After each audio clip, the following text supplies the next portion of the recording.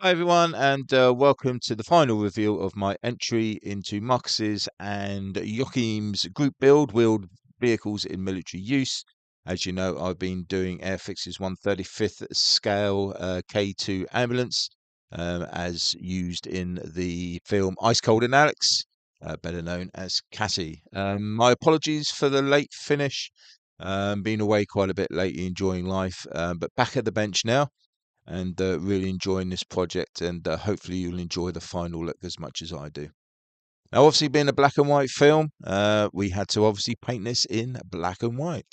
So the first thing we needed to do was to clean up all of the parts in preparation for painting.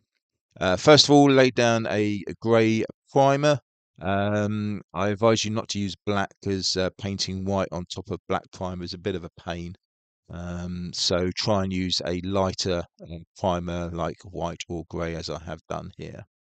Now, I will be doing a full Monty video in coming weeks on how to paint in black and white, but I'll just give you some general pointers for this video before we do the final reveal. So obviously can't use the stencils in the box because they're all colour, so I had to do all of my own stenciling work. So put down a white background initially, and then using thick or wide, I should say, Tamiya tape, I'm putting on the discs, and then outline the areas for using the black. In this case, I actually used dark Panzer grey. And as you can see, the stripes for the first part of the ambulance crosses came out really well.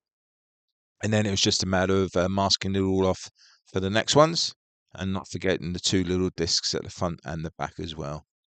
So really pleased with how they all turned out.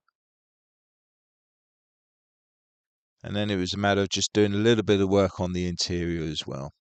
So once that's done, the key to doing any black and white type of model colouring is to use a lot of washes.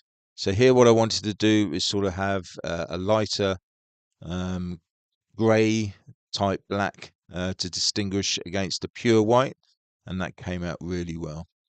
As for the tyres, just did some greys and black washes around the whiteness of the actual hub itself. And again, started to show some detail there. I extended the washes on the side panels as well, using those mixture of Vallejo paints. Added a little bit of darker here and there, just to give that impression of canvas material. Again, can't use the decals, so it was a matter of using stencils for the front. I did actually use the black and white decal on the left-hand side, because that was a horse, etc., and a little bit more difficult to do. I used the stencil number 5 for the front. Now, as you can see with this picture here, there is a black stripe that goes around the back doors and also down the side.